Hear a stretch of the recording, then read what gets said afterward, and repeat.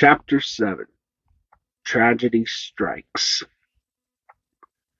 Despite moving from a faraway place, living in a new state seemed to have worked out well for Sammy. School turned out to be very good for him because he made a lot of new friends. For the next few months, he tried to get to know his closest friends even better. For the first half of the school year, at North School of All Ages, Sammy did his best to learn what was being taught in Mrs. Frez's class.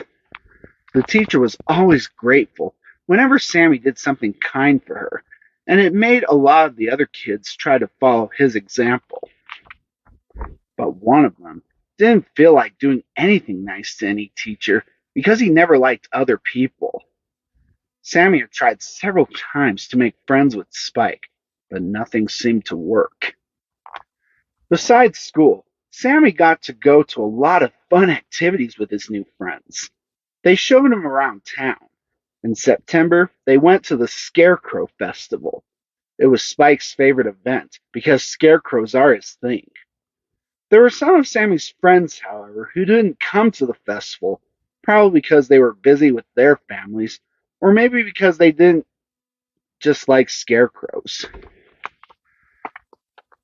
On the last day of October, they had a Halloween party at the mayor's mansion where they dressed up in costumes and had fun together. Sammy loved dressing up in costumes, but he had a hard time deciding what he wanted to be. That's when his mom and dad helped him understand that the best costume to wear was something that made him happy, whatever that meant. Soon, the autumn season was over, and it was a few days after Christmas. Sammy was looking forward to celebrating the new year in Country Park for the first time. He missed watching the ball drop in New York, but he was still able to watch it drop on TV.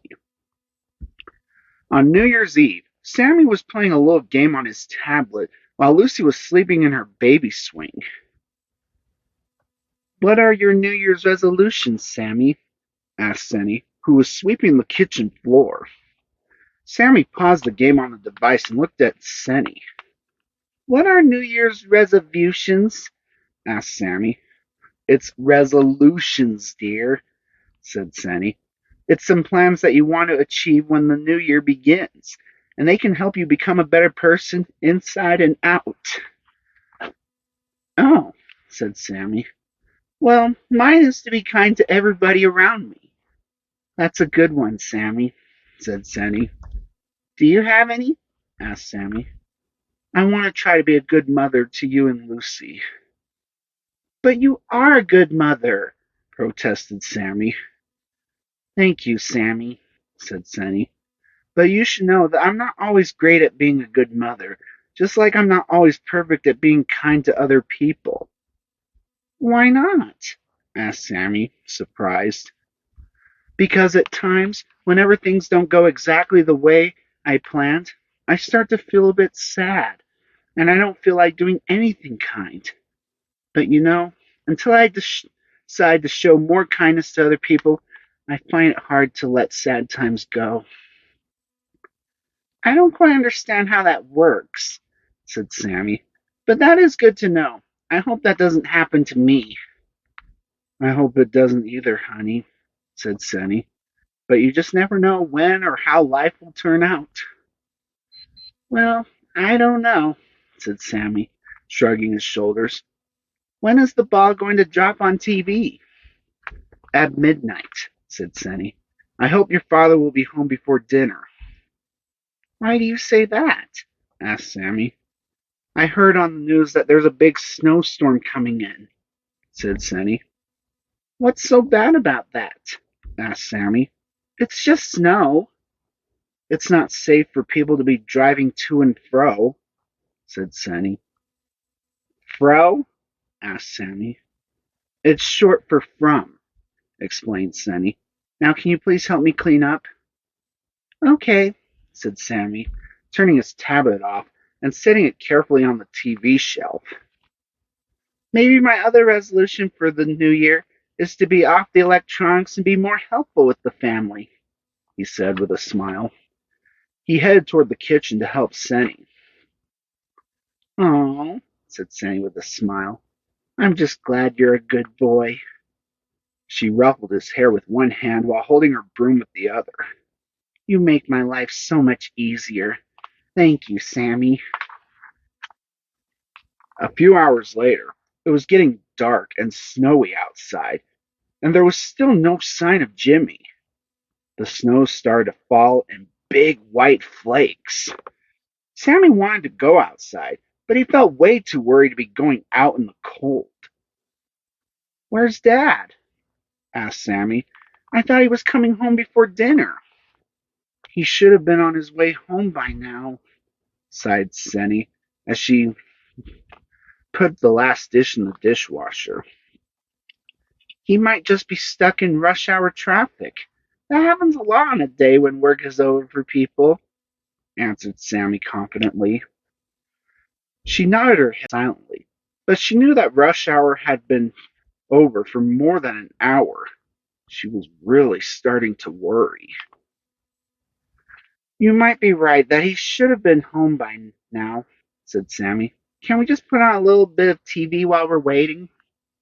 Sure, said Senny flatly. She picked up the remote and turned the TV on. A local news channel showed two people standing behind a table with a large screen behind them. They stared into space with serious faces.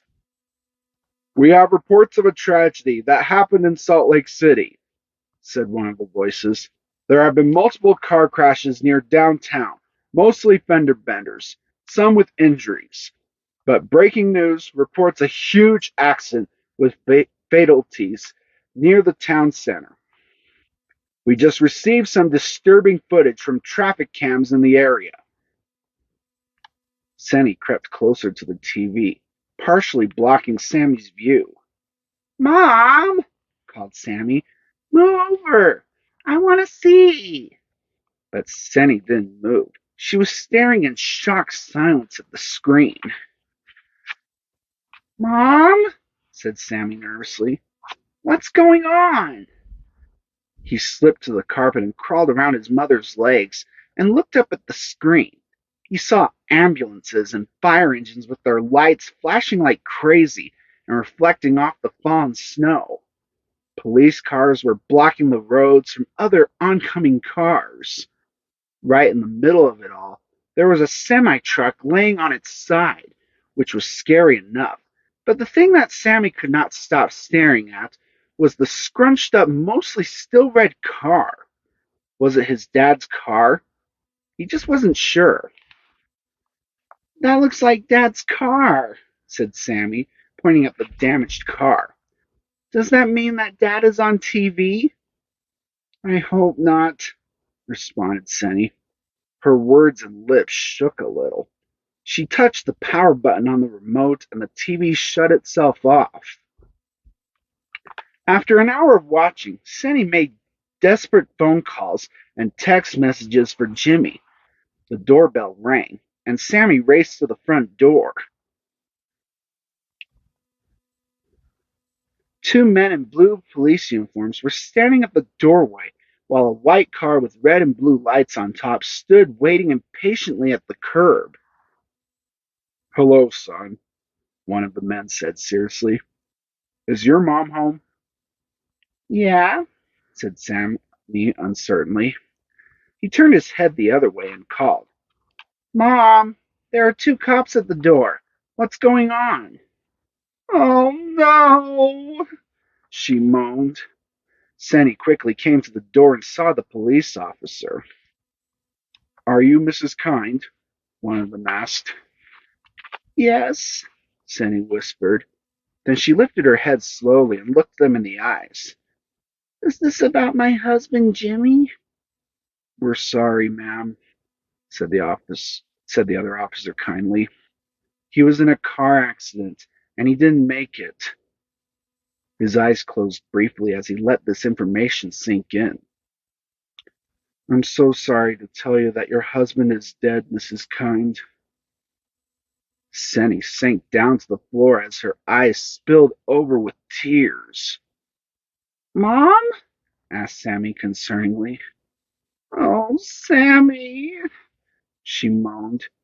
She pulled him towards her in a fierce hug. What's wrong? He asked breathlessly. The police officers awkwardly looked at their watches while Seny and Samy hugged for a long time. Samy felt small and insignificant.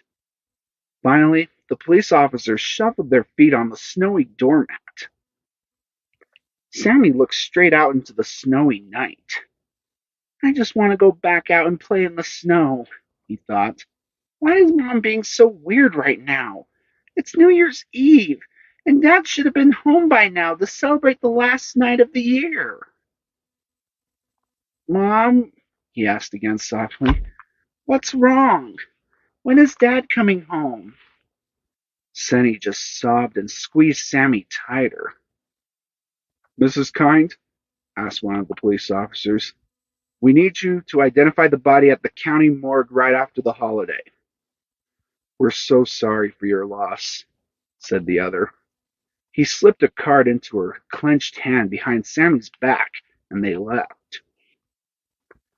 Mom, asked Samy, what are they talking about? Samy, moaned Seny, you're the man of the house now. Huh? Said Samy uncertainly. What do you mean, man of the house? Samy, she said, with tears still rolling down her cheeks. You know that car crash we saw on TV? What about it? Asked Samy nervously. That was Dad. He was in that crash. He's not coming home. Not tonight? Asked Samy. Seny moaned softly, as if she couldn't believe the answer herself. Not ever, she gently corrected. Are they sure? Asked Samy, unbelievingly. Maybe he just got hurt really badly. Samy, said Seny, the police wouldn't lie. You're wrong, Mom, said Samy, slowly backing away from his mother. It can't be true. Dad will be home. I just know it. He slowly climbed the stairs. At the top, he passed his own door and tiptoed to the nursery where baby Lucy was peacefully sleeping in her crib. He reached between the bars and gently held his sister's tiny hand. Don't worry, Lucy, he whispered. They don't know that. Dad will be home. I know he will. Samy gave a soft squeeze of her hand and tiptoed out of the nursery. He went into his bedroom and crawled into his own bed. He pulled the covers up over his head. Tears slipped down his cheeks as he drifted off to sleep.